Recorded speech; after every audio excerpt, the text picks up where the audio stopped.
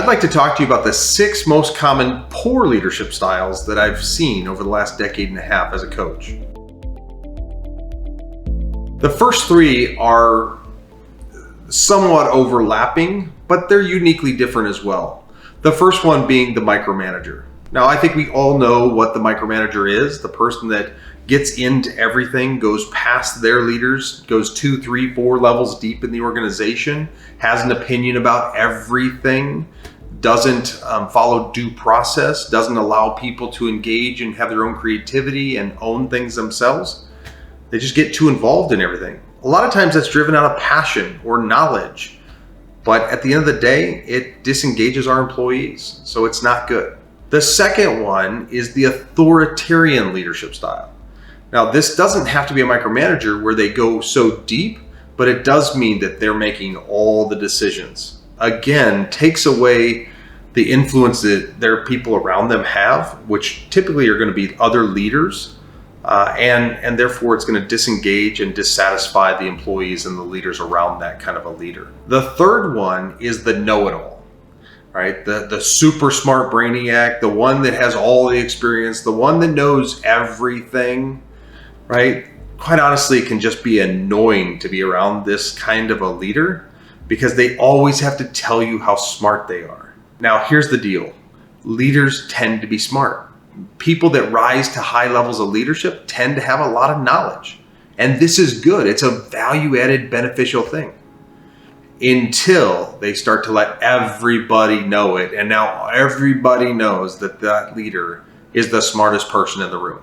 The secret to leadership is being the smartest person in the room, and not everybody has to know it. Again, we want to lift others up and develop other leaders, not just have minions that follow us because we're the smartest person in the room. The fourth one I want to talk about is what I call the hub and spoke leader. Now, this is the leader that likes to have all the interaction with individuals. They don't like to bring teams together and collaborate, but they do like to have all the individual information. And sometimes, at the extreme negative, some leaders that use this approach will tend to ask multiple people to do the same thing intentionally to get unhealthy conflict and competition going between different people. And so this becomes really unhealthy because nothing's transparent, nothing's out in the open. People aren't encouraged to talk to each other, low levels of trust. Again, people are going to give up and they're not going to engage, and you're not going to get the results. The next type of leader I would like to talk about is what I call the absent leader. Now, this is pretty obvious, right? The absent leader is the one that's not there.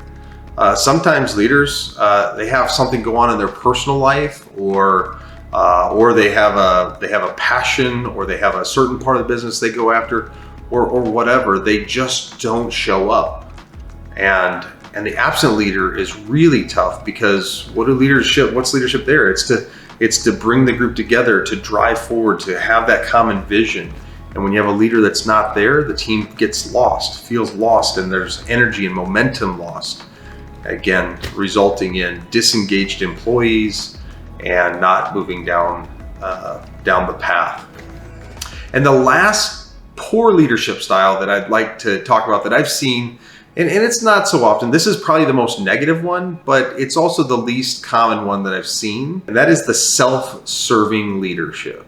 So that's the leader that does everything with the mindset that I've got to get ahead.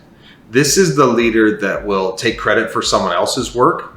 This is the leader that will jockey and position for credit or for position or power or whatever. Everything they do will be done with the intention of how can this help me, and not think about how does this help the customer or help our employees or help our shareholders. And so those are the 6 poor leadership styles that I've encountered over the last 15 years or so as a coach that honestly just don't result in anything that the leaders actually want.